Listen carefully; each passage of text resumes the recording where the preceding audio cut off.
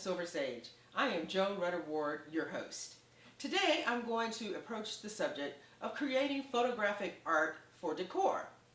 However, I'm going to approach it from the angle of creating art for the healthcare industry, art that is designed to help patients heal.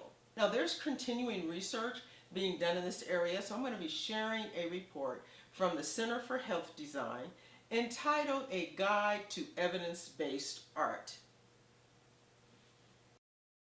Now, some of the things noted in this report is that the use of art has been used in hospitals since the 14th century. Also, Florence Nightingale wrote in 1860 Notes for Nursing, where she describes the patient's need for beauty and how the effect of beauty is not only on the mind, but on the body as well. Adult patients in a procedure room reported better pain control when exposed to a nature scene with nature sounds in the ceiling.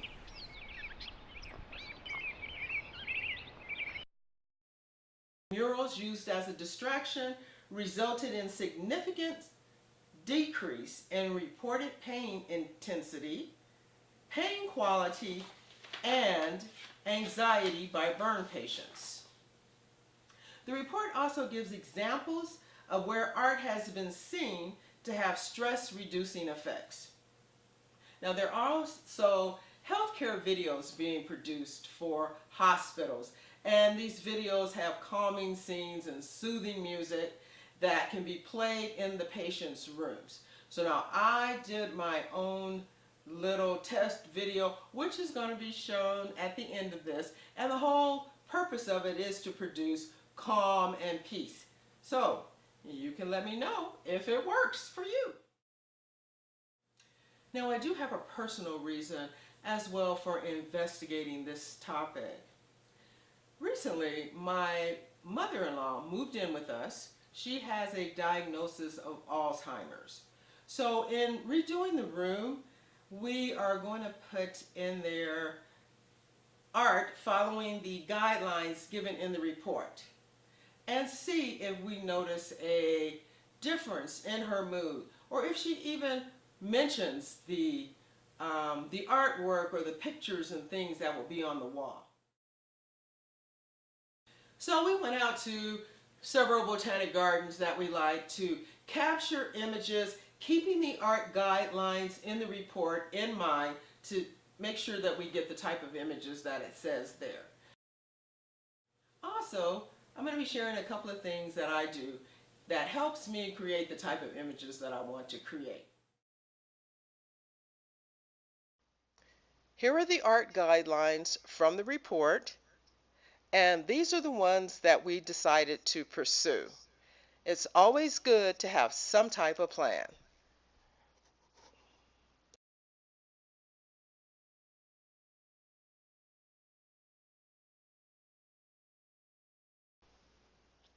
We begin our search for the right images by looking for landscapes that have visual depth or open foreground. Pictures like this makes the viewer feel they can just step into the scene and be a part of it. These also give the feeling of viewing the scene through a window. In searching for gardens that have open foregrounds, this again allows the viewer to step into the scene. Healthy and fresh flowers. Flowers that are familiar can evoke feelings of comfort and even bring to mind sweet fragrances. Now, we did not originally plan for water scenes, but we did wind up including a few of them in our final selections. Now, here are a few examples of the final selections showing the original image and then how it's completed as artwork with a little enhancement.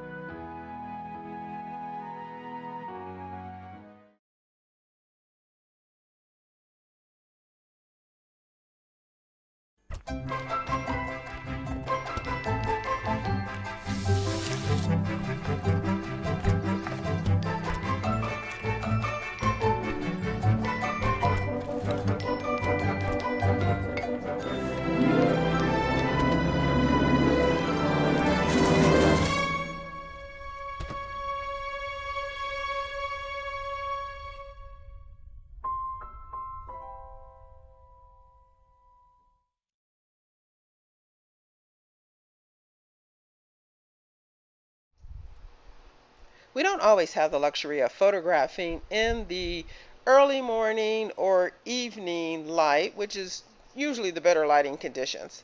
Therefore, when photographing flowers outside in the bright sunlight, I have a white umbrella to diffuse the sunlight. This lowers the contrast and creates a softer image, which I prefer. Here are some examples. On the left is the flower photographed in the sun with no diffusion, and on the right is the image made softer and less contrasty by using the umbrella.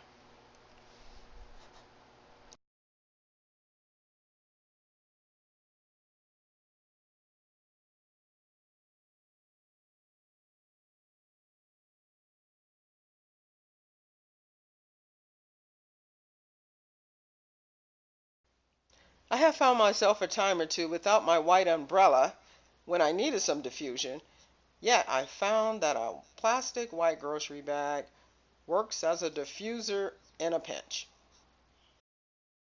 I also keep a pair of knee pads in my camera bag for the times that flower that I want to get is lower to the ground.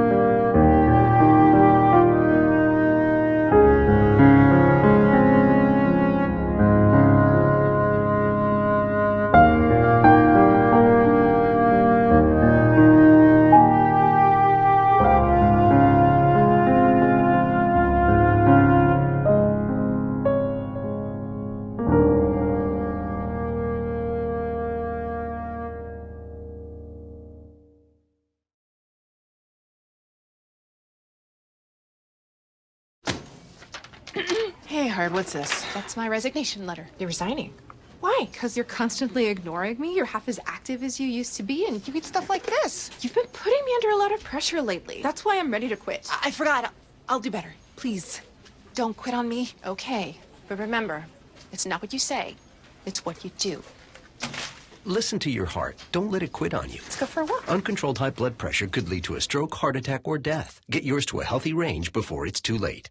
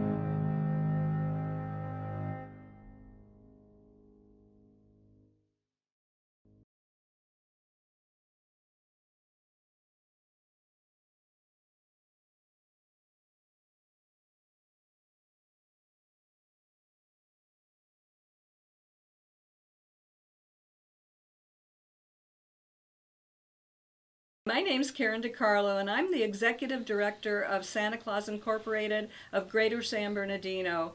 Santa Claus Incorporated is a 63-year-old organization, and I am so proud to be a part of it. I was a 27-year volunteer before taking over as Executive Director, and I've never looked back as I've continued to learn and continued to help the organization grow. We have grown from serving 1,500 children in 1952 to probably around 100,000 children in 2015.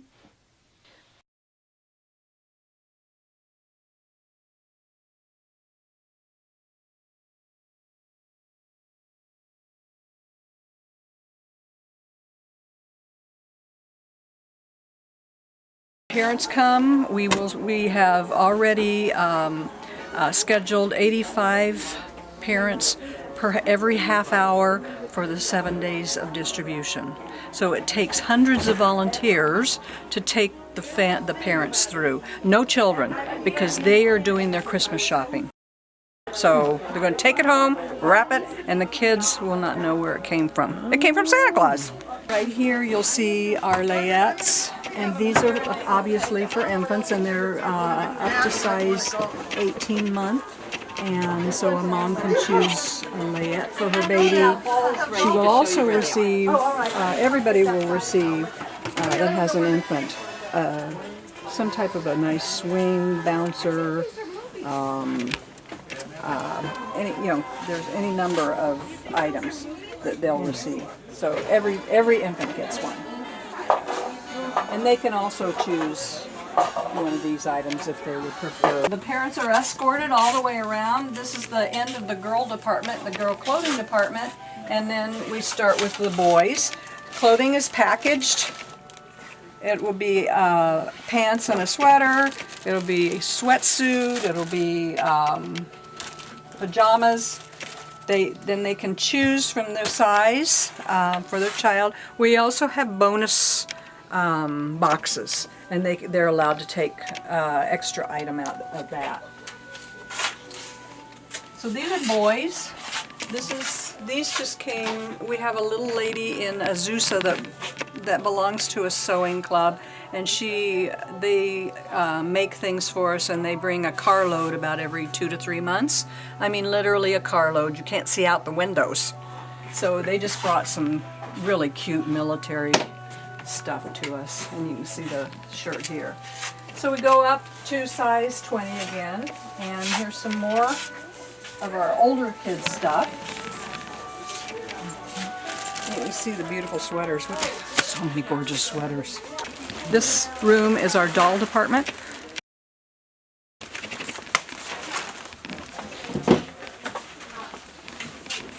We do take in used dolls, and if they can be made to look new.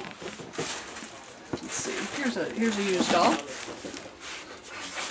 They take them, they wash them, they do their hair, they make them look like new, and then we can package them and give them out as new, and we also buy dolls. But this is a fun thing, because I love to see where, for a while, we didn't give away very many dolls. It was maybe 300.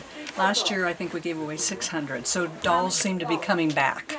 Real dolls, yes. Every child gets a book. Our books are top quality, Barnes & Noble quality. So we buy thousands and thousands of books, and those are also for our reading programs that we work with the schools.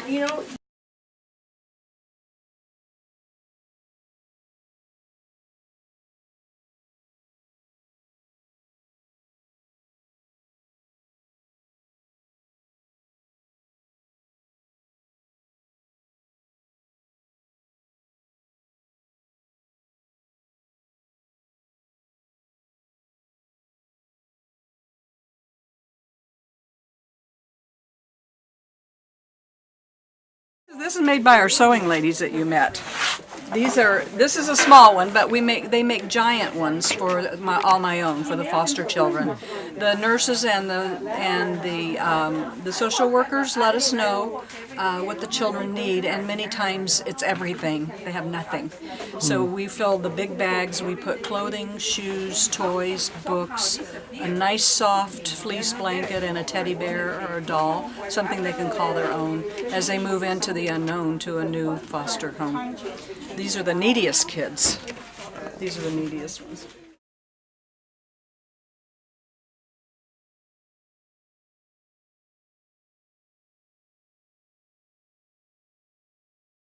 Thank you for joining us today. When we complete this project of photographic art, I will be sure to share the results with you in a future episode.